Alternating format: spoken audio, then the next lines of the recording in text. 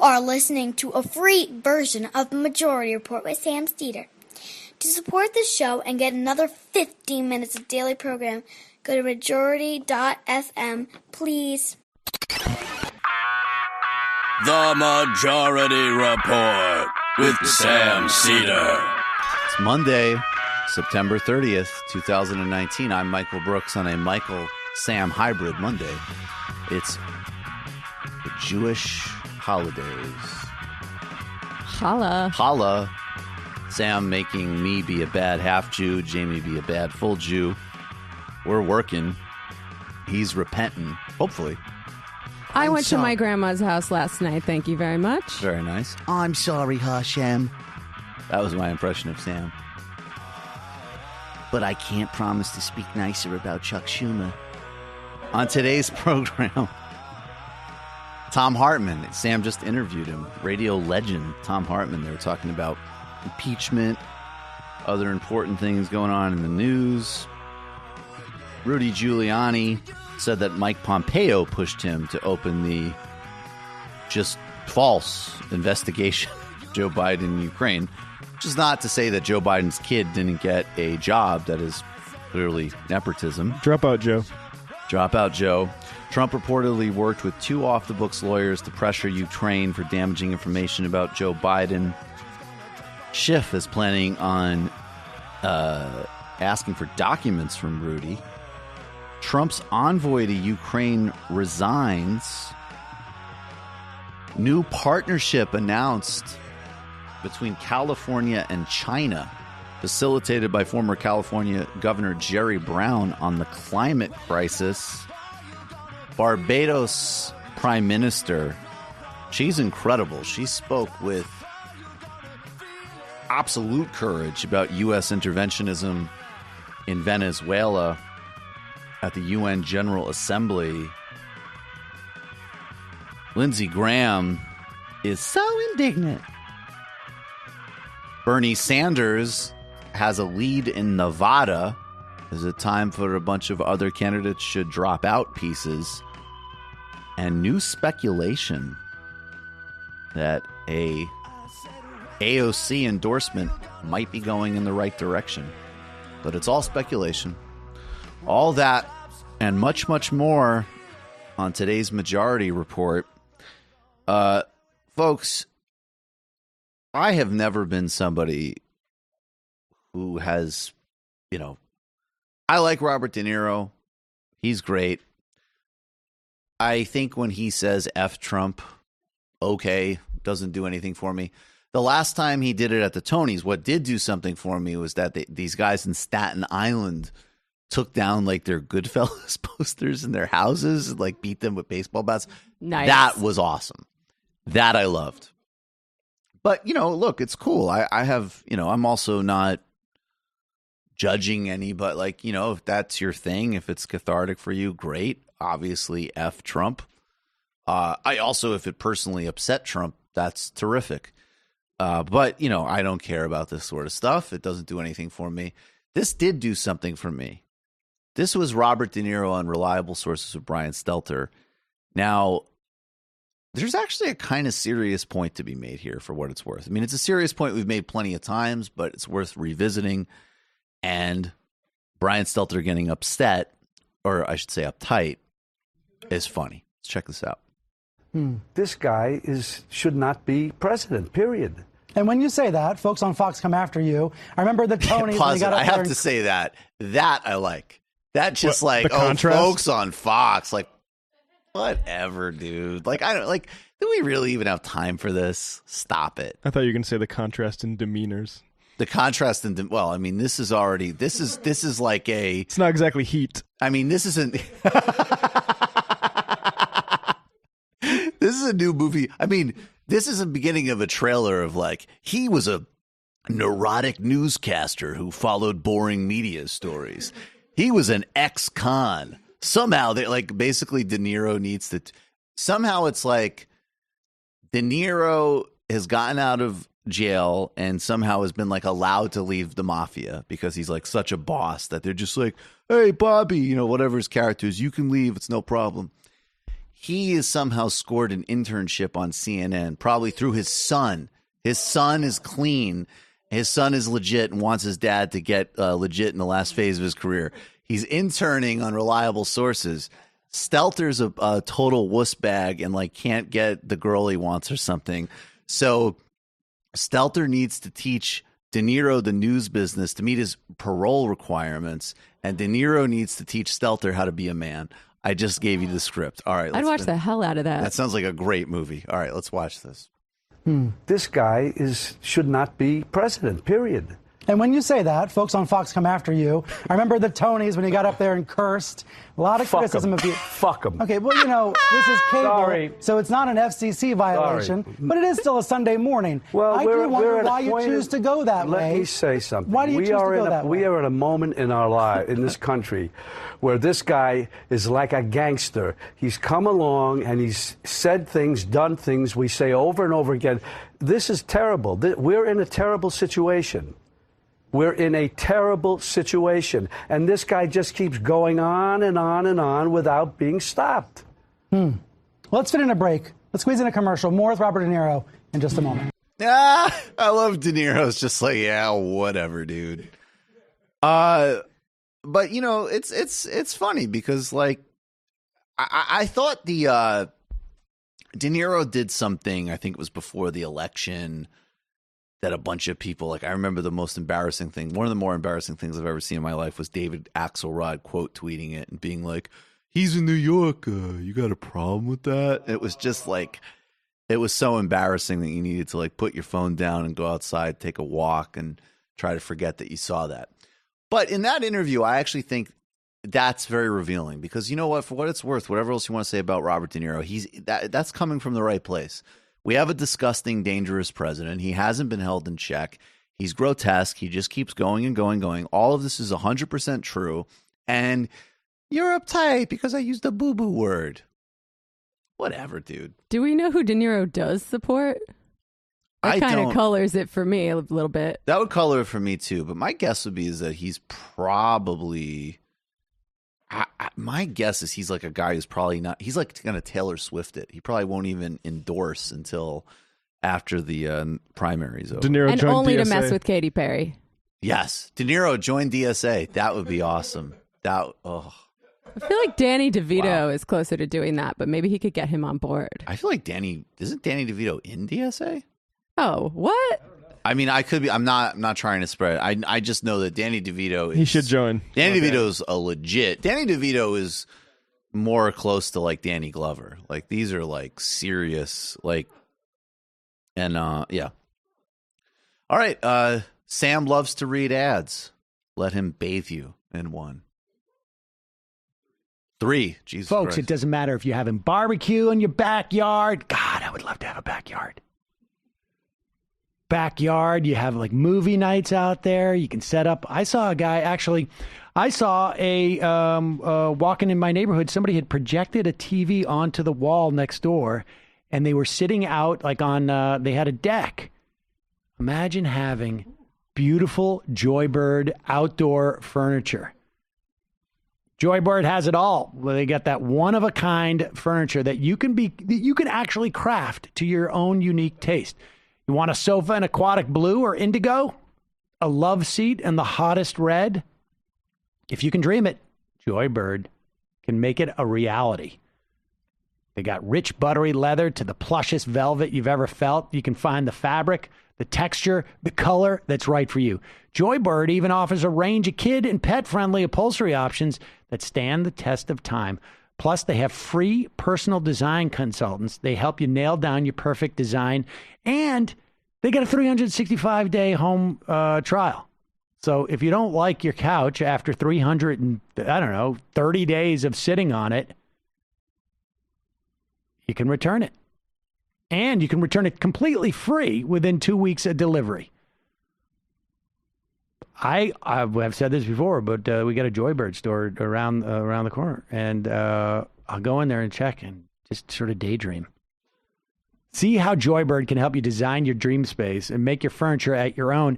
Joybird.com/majority25. That's joybird.com/majority25. to create the furniture that brings you joy today. Joybird.com, majority 25. And you get 25% off your first order by using the code majority25. Again, joybird.com/majority25. Check it out. You're going to love this stuff. And you can make it your own. That's what's amazing about it. Most of these places are pretty rigid. Joybird, you develop your own furniture. I love it. Also, today's show supported by Cariuma. What they do is they marry old school designs with new school ethics. Check these bad boys out. This reminds me of when I was not just a kid, but like a young man. They want your shoes that you wear to be made responsibly, feel crazy comfortable, and provide effortless style. Like these are, the classic high top sneaks.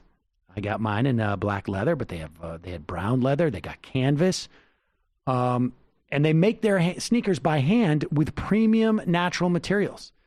Their canvas made from cotton sourced via fair trade initiatives. The cleaner premium leather, which is made with water that's been reused and treated with zero chemical waste output. Their outsole is even made of natural raw rubber. Plus, their shipping footprint balance is zero. Offsets, which is amazing considering they ship worldwide and here in the U.S. And they even have express shipping and can deliver your shoes in just 2 to 3 business days. If for any reason they don't fit perfectly, you can return them free of charge. These things are incredibly comfortable, super stylish, which is important because I'm trying to up my look. And like I say, they're made responsibly. Plus, these are much more. They give you much more support. Look at these. Look at this. The sole in here is sweet. I love these sneakers. They become my go-to. And I have a problem. Those are actually nice. Right. We can't. He can't hear Michael, but he's saying he's giving me. I'm giving you the First of all, you should wear those. They look cool, and I've got a little bit of sneakerhead credibility. I even have a sneaker coffee table book in my apartment. And is that from the? It's called "Where Did You Get Those?" It's about New York's sneaker culture from the 70s to the 90s. There was an exhibit at the. Well, it came out well museum. before the exhibit at the Brooklyn Museum. My point is, those look great. You should wear them. I do wear them, but I have this dilemma now, where I've never felt this with sneakers before. I don't want to get them dirty, so I'm hesitant to wear them on some level. There you go. What you got to do is you got to get 2 pairs. You got to get your fresh to death pair that you only wear for special occasions, and your other pair that you let get scuffed a little. Boom! I'll do it. And for a limited time, our listeners can get exclusive 15% off your first pair of Cariuma sneakers. Go to cariuma.com/majority to get 15% off. That's cariuma.com/majority for 15% off today. Get your 2 pairs. Right? What did you call them? You get your fresh to death pair. Yeah. And then you get your pair that you can scuff up. Which, by the way, if you do it right, and those shoes look cool enough, you can scuff them up with character. They're still going to look really good. I love it. And lastly, this program is sponsored by the outfit that allows me to have such high-quality dental hygiene. What's the best way to ease back into a post-summer routine? Simplify the morning and the evenings with an electric toothbrush from Quip. Quip has timed sonic vibrations that give you an effective clean, but gentle on your sensitive gums in 2 minutes, twice a day. It times it for you. You gotta take care of your gums, folks. This is where all the problems happen. And it has a multi-use cover that works as a stand and mounts to mirrors. Puts your brush front and center. You never forget to do it. It's super convenient to do it because this is not one of those bulky electric toothbrushes that are falling all over the place, drop into the garbage by your pedestal sink. It's not like that. The design is incredible. It's lightweight. It's compact. You can also bring it with you on an overnight, on a trip. Get an extra one. Leave it at a friend's house. Brush heads are automatically delivered on a dentist-recommended schedule every 3 months for just $5. It makes it super easy. Send you also toothpaste. The whole point of brushing teeth, you got to make it a habit. You got to do it all the time. So You got to make it easy and you got to make it effective. Boom. Quip. That's why I love it. And it looks cool. They do. And I got to say, like every cool person I've ever met, the deal that, you know, when I don't want to get too explicit, but you know, we walk into someone's bathroom and you see a Quip, boom, I know this is going to work out. That's why I love Quip. And it's perfect for getting back into a routine. I told you, my sister, right? I mentioned that. I got a compliment from her dentist because I got her a Quip. Starts at just $25 if you go to getquip.com/majority right now. You can get your first refill pack free. That's your first refill pack free at GetQuip, GetQuip.com/majority. Back to Michael. Thank you, Sam. I wonder if Thom Hartmann uses Quip. But we do know that Thom Hartmann is a great broadcaster, historian, progressive. Sam just recorded this interview a couple days ago. It's fresh. It's about Tom's new book, A Hidden History of the Supreme Court and Betrayal of America. Sounds about right. All right, back to you, Sam. We are back. Sam Seder on the Majority Report on the phone. It is a great pleasure for me to welcome back to the program the number one talk radio, a liberal talk radio host, a progressive talk radio host in the country, author of multiple best-selling, New York Times best-selling books, and a personal favorite of mine, and in many respects, a teacher of mine. Thom Hartmann, welcome to the program. I've been learning from you, Sam, too, for years. That's very sweet of you to say, Tom. And I'm honored to have you as a friend and as a colleague. Well, thank you so much for joining us. And you have you've basically started a series of books on the hidden history, basically hidden history pamphlets, and you've come out one that is for October of this year, which frankly couldn't be more timely as we enter into the 2020 election and in trying to get a sense of, you know, what's at stake here. And in some respects, and we should talk about this too, that, you know, maybe we may be a little bit late in terms of the stakes. And your book provides perhaps a corrective for that, but that is you have a hidden history of the Supreme Court and the Betrayal of America. I want to go through it, obviously, because you provide an extensive history, obviously, of the Supreme Court. But in what respect do you perceive it as having, when we look at the totality of the history of the Supreme Court, in what respect does it betray America? Well, there's three kind of storylines that go through the book. The first is how the Supreme Court rose from being basically the court of last resort, a necessary and important function of government, to being the most powerful of the three branches of government. And they did that by seizing a power that was never granted them in the Constitution, and that most of the founders didn't think they had until they asserted it in 1803, and President Thomas Jefferson totally freaked out. The second fascinating piece of this that involves the betrayal of America is how the Constitution explicitly says in Article 3, Section 2, that the Supreme Court not only is to be regulated by Congress, and that would be as to how many members it has, and when they meet and what their budget is and where they meet and all that kind of stuff, but also that Congress can pass legislation and put specific exemptions into that legislation on which the Supreme Court may not rule. So Congress can pass a law. This is called jurisdiction stripping or court stripping. It has happened in our history. Congress can pass a law, and they can build into that law a sentence that simply says the Supreme Court may not rule on the constitutionality of this. And Congress has failed in that regard in a big way. And then the third is the politicization of the court, which really started in a big way with the Nixon administration. In 71, the Powell memo, and then 72, Nixon puts Lewis Powell on the court, and then 76 and 78 in the Buckley versus Vallejo decision, and then the First National Bank versus Bellotti decision, which Lewis Powell authored. The court rules in 76 that If a billionaire wants to own a politician or throw hundreds of millions of dollars into a political campaign or for lobbying, that cannot be regulated by the government. It overturned a whole bunch of good government laws that were passed literally from 1907 right up through right after the Nixon bribery scandals. And then in 1978, in the First National Bank case, they applied that same logic to corporations, and then tied it all together in a neat little bow in 2010 with Citizens United. So we've got, and so as the court acquired this power, and as it gave this power to wealthy people in corporations, the Republican Party, in large part, in part because of their shock over the 1954 Brown versus Board decision and the 1973 Roe v. Wade decision, decided that they were going to get control of the friggin' Supreme Court. We're going to take this thing back. And they did it by rigging presidential elections.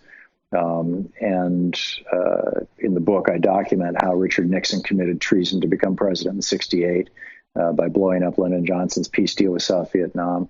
Everett Dirksen, the Republican leader at that time, acknowledged it was treason. We didn't hear the tapes of this until 50 years after LBJ died, but they're out there now. How Ronald Reagan committed treason in 1980 to become president, cutting a deal. We now have the testimony of the then president of Iran, who said that the Reagan campaign approached them and said, if you guys will hold on to the hostages until November, until the elections. Actually, they held on to them until January. They released them to the second, the minute that Ronald Reagan put his hand on the Bible to be sworn in. If you guys will hang on to the hostages, so Carter is humiliated, we'll make sure that you get all the spare parts and weaponry that you need, because they had an all-American military infrastructure, and the Shah had just been overthrown. And then how George W. Bush, his daddy, had several friends on the court, and they went to bat for George, stopping the recount in Florida in 2000, a recount that when the New York Times actually did it a year later, they found, sure enough, Al Gore actually won Florida. And then, the failure of the court to be involved in anything having to do with Russian involvement now, and the corruption of the court by Mitch McConnell holding off on Barack Obama's nomination of Merrick Garland for almost a whole year. This is unprecedented, unconstitutional, and frankly, I think criminal.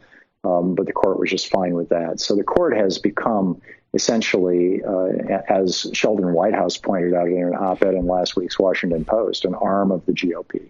And we should say, I mean, just that Whitehouse and a couple other senators, that letter, an op-ed that he wrote, and I think they wrote a letter as well to the Supreme Court with about 4 or 5 other senators sign off. It was in the context of Second Amendment cases, but it was, I mean, as far as these things go, almost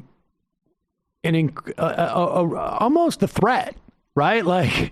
Like this is a precursor, and I don't want to get ahead of ourselves, because I think there is a very, very strong movement, and your book is part of sort of the intellectual case that is being developed now, so that lawmakers are compelled to do something in the event that Democrats have the ability to do something, after the 2020 election. But let's go back to 1803 rather, and talk about how the court changed here. And I have to say this too, that one of the things I think that is clear is that a lot of what we're seeing with the court today is it's reverting to where it has traditionally been, right? Like the court has always been, certainly like in the lead up to the Civil War, and really in a dramatic fashion, I think, during Reconstruction and then throughout Jim Crow, the court really functions, and we could talk about the sort of the smaller aspects of the court, or the cases that deal with different aspects of society. But from a structural standpoint, the court has been has intervened to make sure that it allowed the scales to be tipped in favor of powerful interests when I'm talking about like Jim Crow and whatnot, a lot of that vote suppression, Congress may have opened the door on some level with it, with the limitations it put on the 13th Amendment. But the court certainly sort of like busted that door open and said, yes, any way you can come up with disenfranchising black voters or frankly, and poor voters, go for it. And because the court was always edifying power largely. And then, there was we had, 30 years, I think, of the court in the mid 20th century where that was reversed for a time. But basically the Warren Court. Yeah. Yes. Which is why the John Birch Society, with Fred Koch's money, had billboards all across America that said impeach Earl Warren throughout the 50s and 60s, late 50s and throughout the 60s. All right. Well, let's go back to 1803. So when we talk about the court, just explain to us what was when the court was contemplated. And, I think there's only so much we can do, but it's important for people to understand the point of this. What was the court contemplated as being, and then what was it in 1803 that shifted its role, and how did that happen? Well, originally, the Supreme Court was set up to be basically the court of last resort. You had to have a place where the buck finally stopped. So, if your dog ate my chicken and one of us sued the other, and one of us wins and then the other one appeals it, and it goes back and forth, and eventually it gets to, it keeps going up and up and up the food chain of the courts. It has to stop somewhere, and that was the Supreme Court. So the Supreme Court was considered the appellate court, the final appellate court, the court of final appeals. In addition to being the court that would adjudicate arguments between the states or between the United States and other countries. Those were the basic three functions of the Supreme Court. And as Alexander Hamilton wrote in Federalist Number 81, this is in June of 1788, he said, the authority of the Supreme Court of the United States, which is to be a separate and independent body, the power of construing the laws. Well, actually, let me jump to the next sentence. In the first place, there is not a syllable. This is Alexander Hamilton. In the first place, there is not a syllable in the plan under consideration which directly empowers the national courts to construe the laws according to the spirit of the Constitution, or which gives them any greater latitude in this respect than may be claimed by the courts of every state. In other words, the Supreme Court, in Hamilton's mind, and this is how it was sold to people in the Federalist Papers and how it's written in the Constitution, the Supreme Court is the final court of appeals, but doesn't have the power to say this is or is not constitutional, does not have the power to strike down laws, a process that's referred to as judicial review or judicial supremacy. And in fact, the part of the Constitution that specifically authorizes the Supreme Court, Article 3, Section 2, reads very simply, in all cases affecting ambassadors, this is that other area where the court has original jurisdiction.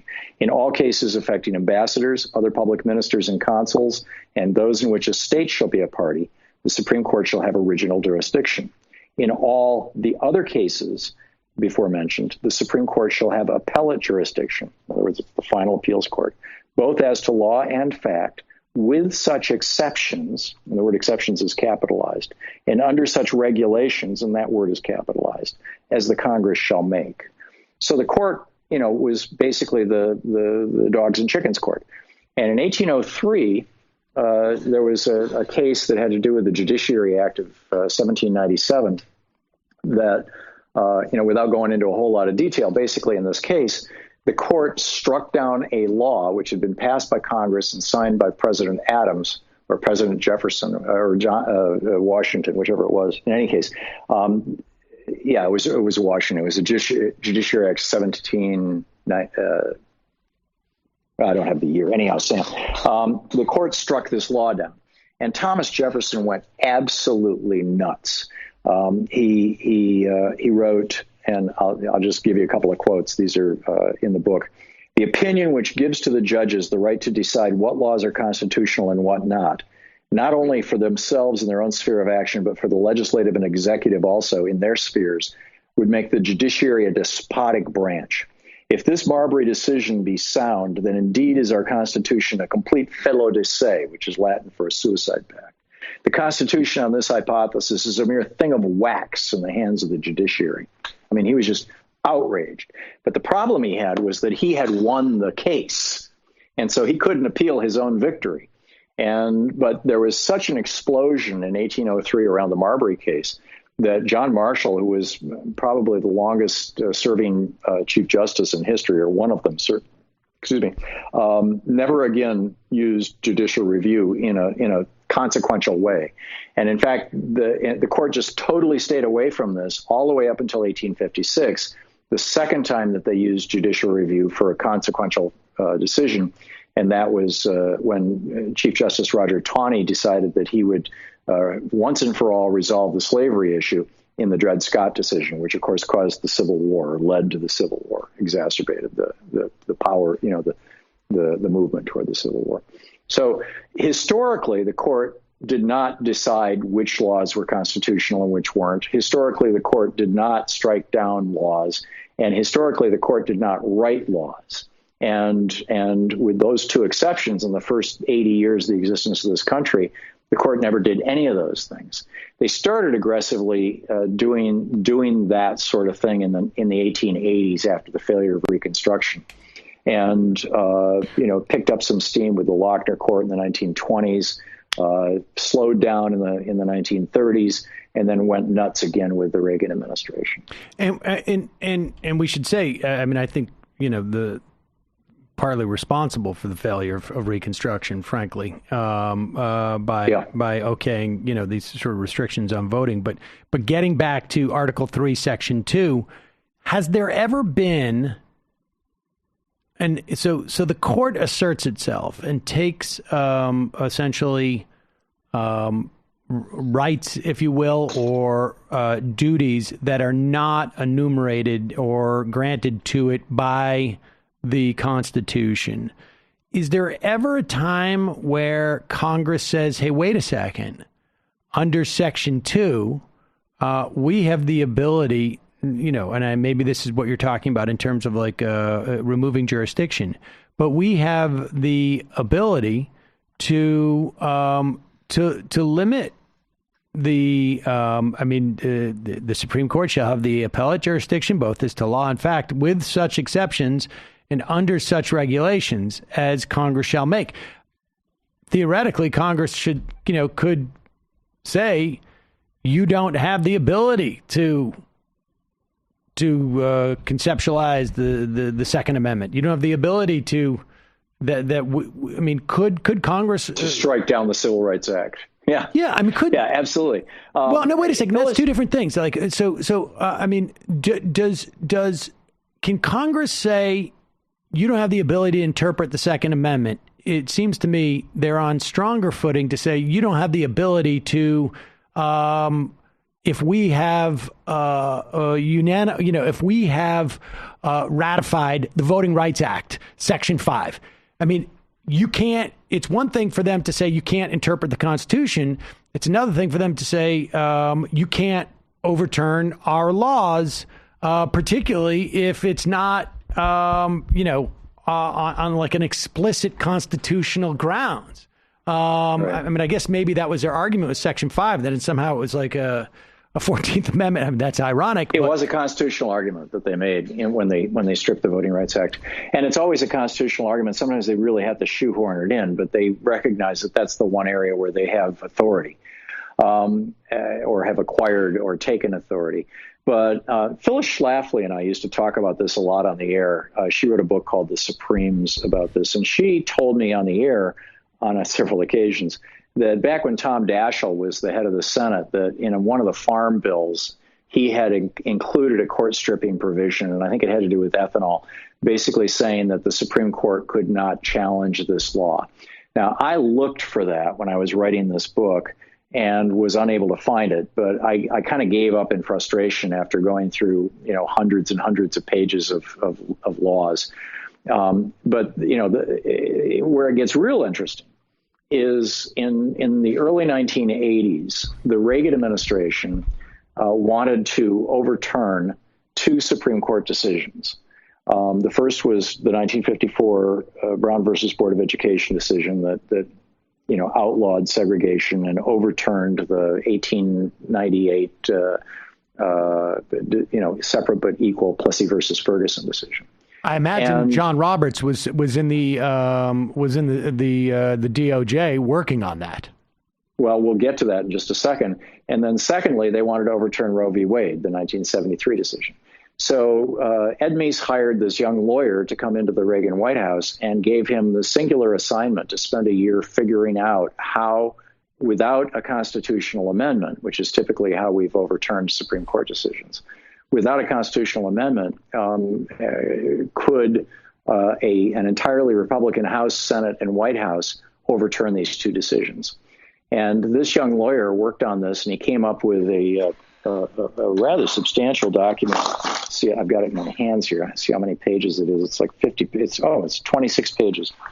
He wrote this incredible 26-page draft in which he starts literally with the founders and the Federalist Papers and the Constitution, and ends at the present moment, and says, yes, under Article 3, Section 2, Congress can easily pass a law which says that the Supreme Court may not review it.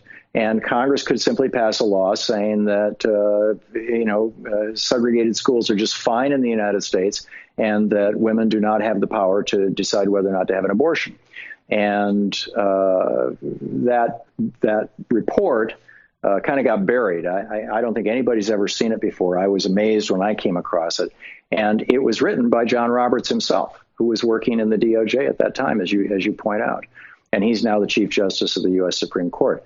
So, the Reagan administration never did that. I mean, one of the things that Roberts points out in his report is that doing this will create, it'll be like a nuclear bomb going off in D.C., politically speaking. And, it'll provoke a constitutional crisis because no doubt the court will say, no, you can't do that. And the legislature will say, yes, I can. And there is no mechanism for resolving a dispute between the court and the other two branches. The court has claimed that they have primacy, that they have the final say in all matters. And nobody knows how that would shake out. But that's the last chapter of my book. It's titled in case of emergency break glass. Right. It's like, if all else fails, we can use John Roberts' suggestion to get around the court. Now, there's other things that are probably much less problematic, like doing what FDR tried to do in 1937, which is increase the size of the court, which has been done a number of times over the years, both increase and decrease, actually. When Andrew Johnson became president, a member of the Supreme Court died in the first few months after he became president, and he was going to appoint a new member. And Congress, which hated Johnson, I mean, keep in mind, they tried to impeach him, and They came within one vote of doing it in the Senate. Congress got together, and they passed a law saying that the number of members of the Supreme Court would go from 7, which is where it was then, down to 6. And so Johnson couldn't appoint a new Supreme Court justice. And that lasted until Johnson left office. And as soon as he left office and the next president was installed, Congress came back and added a 7th person to the Supreme Court, and that person was appointed by the next president. I'm sorry, I don't remember who followed Johnson, but whoever it was, that's what happened. And I think it might have been Ulysses S. Grant. Yeah, and so let's talk about this. I mean, and folks should read this to sort of follow the court, which largely, again, but for the Warren Court era, has been on the side of corporate power, of established power. That may have been corporate power, moneyed power. I mean, throughout our history. I mean, like we say, the Dred Scott probably was one of the things that lit a match on the Civil War, insofar as it brought about, to head a sort of argument between the North and the South as to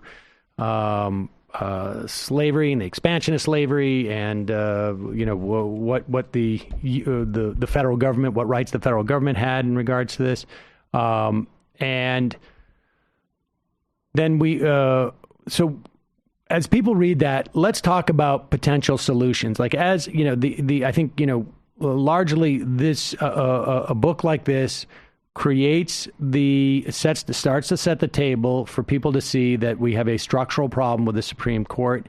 I know you go through this notion, and you just talked about the number of justices on the court. Let's talk about term limits, and I'm curious from your perspective. A, what is the best result if you could snap your fingers? And then B, what is the best approach to get to that result, presuming that you don't have the ability to snap your fingers and create this type of reform? Right. Well, in a way, what Franklin Roosevelt was proposing in 1937 was term limits. He didn't suggest that anybody be removed from the court. The Constitution quite clearly says that during times of good behavior, which might be an interesting exception with regard to Justice Beer Bong Weenie Waiver. But in any case, during times of good behavior, federal judges, whether it's the Supreme Court or any other federal judge, have lifetime appointments. It's just period. So the question isn't how do you get somebody off the Supreme Court by retiring them. The question is how do you move them into some other federal judiciary position? And what Franklin Roosevelt suggested was that all the justices who were over 70 years old, which at that time was five of them, would end up with one vote. They would all become justices emeritus. Collectively, they would have one vote, and that new justices would be brought into the court to make up the missing 4 votes. And so that's one way to do it. They're still on the court. They just have their roles changed. They've been regulated by Congress. And that was presumably entirely constitutional. The way that is being talked about more frequently these days, by progressive activists and Democratic politicians, is saying that after a certain number of years on the court, a justice moves off the Supreme Court and back into the federal bench. In other words, they would go back, say they came out of the Ninth Circuit and went to the Supreme Court, they'd go back to the Ninth Circuit. Typically, it's the D.C. Circuit or the First Circuit. But wherever, they'd go back home where they were, but they're still a federal judge and they still have a job for life. And that you would try to do this in a way that the justices are retired in a staggered fashion, so that every president every 4-year term of a presidency has an opportunity to appoint 1 or 2 Supreme Court justices guaranteed, assuming, and that it only becomes a larger number than that if somebody dies or retires untimely. All of those are viable, Sam. Yeah, I mean, I think Matt Ford in the New Republic had a scheme that, and I've heard other schemes that involved that notion of maintaining their lifetime appointments to the judiciary, just rotating them through different places in the judiciary between the appellate level and the Supreme Court itself. What is it about when we hear FDR's court packing? There's a lot of people who talk about it as if it was apocalyptic and it was it was an affront on democracy and that it was very dangerous. There's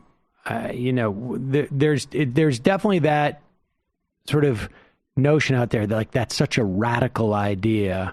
Where did that come from? That comes out of the Republican Party. That is ahistoric. It doesn't comport with the actual historical record. Although, I think I've told you this story back when I first moved to Washington, D.C. years and years ago, or, started doing our show from D.C. This is 15 years ago or 13 years ago, something like that. I was given a tour of one of the conservative think tanks, and I was down in their basement, and there was this large room with maybe 20, 30 people sitting at computers. And as I was walking around, and young people working on computers, and as I was walking around, pretty much all of them had Wikipedia up, and they were editing Wikipedia pages. Just a lickety split. And it's amazing to me in writing these books as I'm doing research. The first one was on guns. This one's on the Supreme Court. The one coming out in the spring is on the war on voting. The one I'm wrapping up right now is on monopoly. How often I find just naked right-wing bias in Wikipedia entries, whether it has to do with the Great Depression, or Smoot-Hawley, or the presidency of Franklin Roosevelt, or anything else. The simple fact is that FDR was pushing through a bunch of progressive reforms in his first term from 1933 to to January of 37. And the Supreme Court kept knocking them down. He passed a law that said child labor was illegal. The Supreme Court declared it unconstitutional. He created the American Reconstruction Agency. I forget the name of it, AR something, and which included long-term unemployment insurance and the WPA programs like this that provided long-term jobs to people. The Supreme Court knocked them down. And over and over and over again, the Supreme Court was knocking these cases down. And in 37, the Supreme Court was set to hear Social Security. And so America was just absolutely on edge. The majority of Americans loved Franklin Roosevelt. He was overwhelmingly popular. And he had a strong Democratic House and Senate. But the Republicans were hysterical. They were convinced that Social Security was socialism, that we had started down the road to communism, that we were on our way to becoming the Soviet Union, that long-term unemployment insurance, that child labor laws, all of these things were proof that FDR was a communist. And so FDR, realizing that Social Security was on the line, and not just Social Security, also the Wagner Act was going to be decided in the court term of 37, which was the National Labor Relations Act, which made it legal to have a labor union. And so the stakes were like really, really high. And so FDR, knowing that the court in all probability would strike these things down, started doing a sales pitch for expanding the number of members of the court. And the blowback from the Republicans was absolute screaming hysteria. But when you go back and actually read histories of the time, and I quote them rather extensively in my book, you find that the majority of the public actually supported FDR, and he could have done it.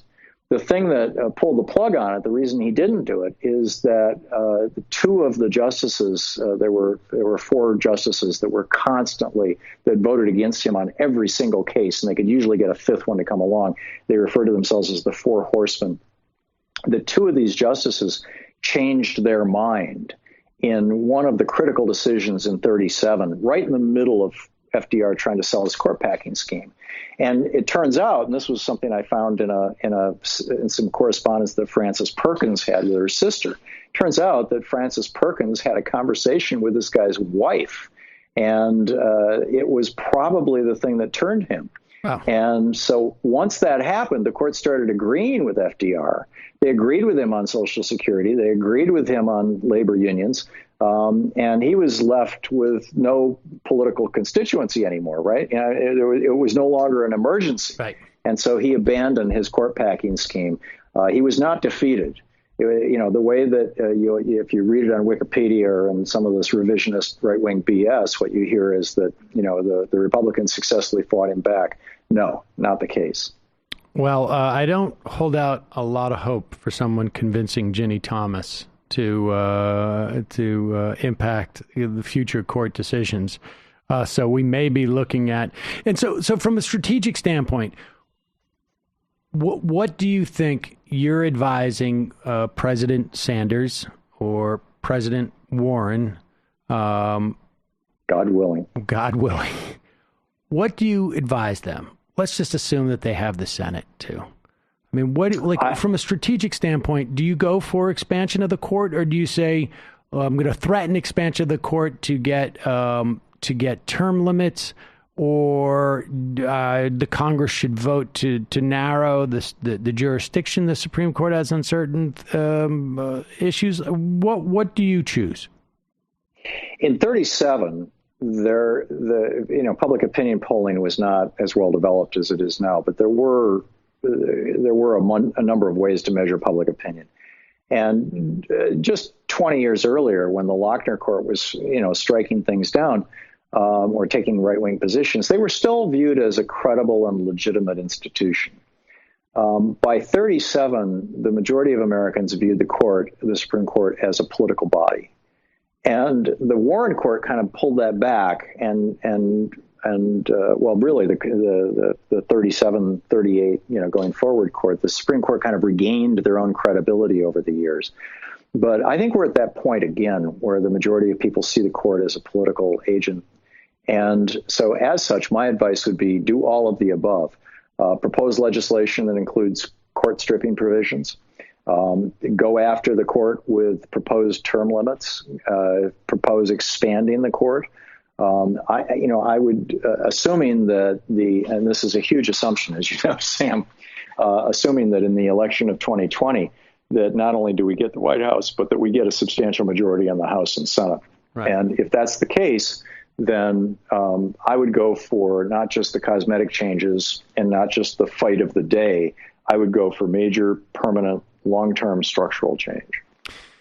Well, like you said, God willing. Thom Hartmann, It is always a pleasure. We will put a link to the hidden history of the Supreme Court and the betrayal of America at majority.fm. Always a pleasure. Thanks so much, Thom. I really appreciate it. Thank you, Sam. I always enjoy talking with you, and I really appreciate your having me on. Welcome back. Michael Brooks here. We're going to go to the fun half and go over a bunch of sound, take some calls, take some IMs. You know how we do. Let me first start by saying become a member of the Majority Report today, majority.fm/become a member. That's how this whole thing happens.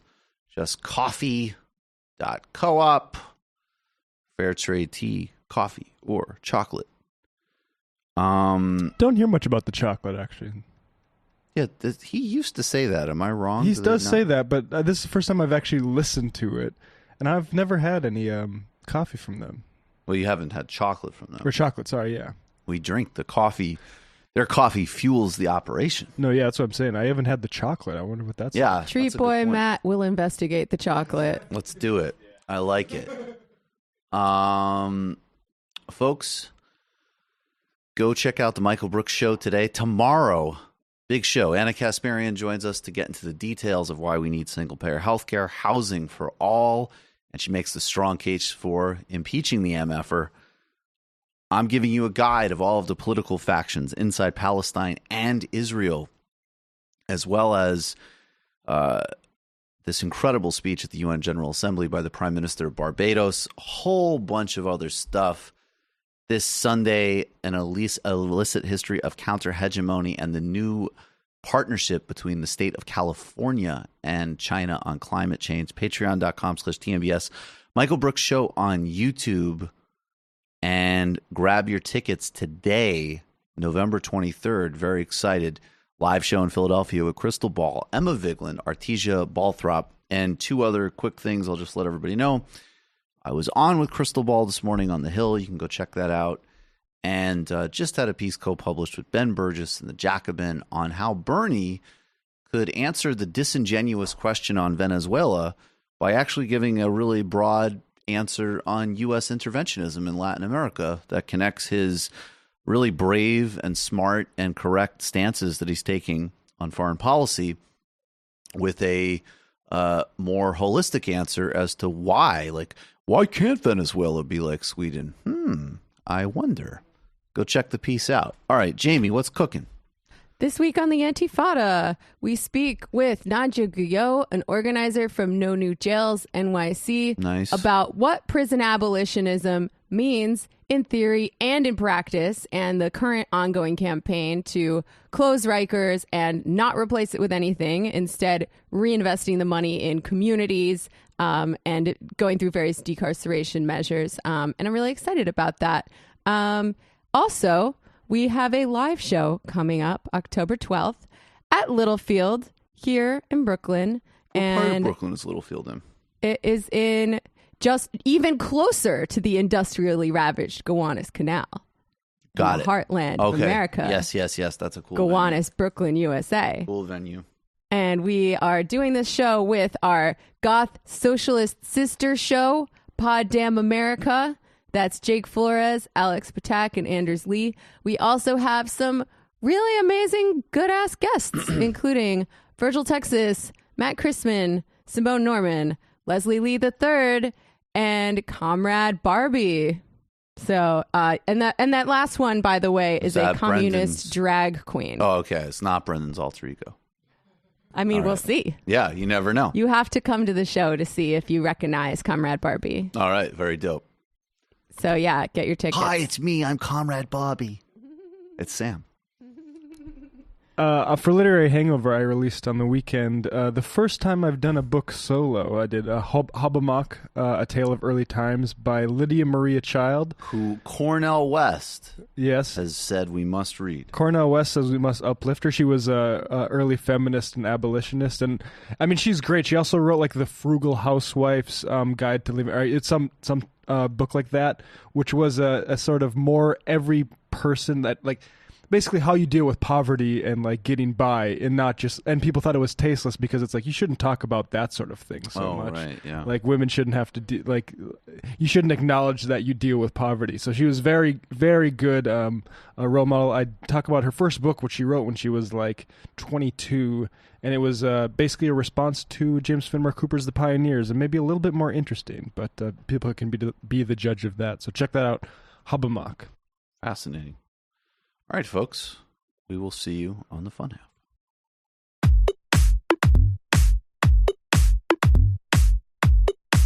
Left is best. Jamie and I may have a disagreement. Yeah, you can't just say whatever you want about people just because you're rich. I have an absolute right to mock them on YouTube. He's up there buggy whipping like he's the boss. I am not your employer. You know, I'm tired of the negativity. I'm sorry, I didn't mean to upset you. You're nervous? You're a little bit upset? You're riled up? Yeah, maybe you should rethink your defense of that, you fucking idiots. We're just going to get rid of you. All right. But dude, you want to smoke this joint? Yes. Do you feel like you are a dinosaur? Some good shit. Exactly. I'm happy now. It's a win-win. It's a win-win-win. Oh, hell yeah. Now listen to me. 2, 3, 4, 5 times. 847-906-501-457. 2, 38, 56, 27. 1 half. 5 8s. 3.9 billion. Wow. He's the ultimate math nerd. Don't you see? Why don't you get a real job instead of spewing vitriol and hatred, you left-wing Limbaugh? Everybody's taking their dumb juice today. Come on, Sammy! Dance, dance, dance.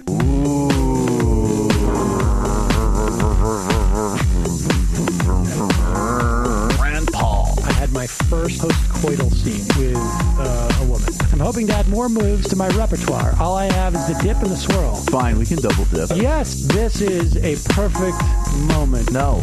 Wait, what? You make under $1 million a year. You're scum. You're nothing. Excuse me? Fuck you, you fucking liberal elite. I think you belong in jail.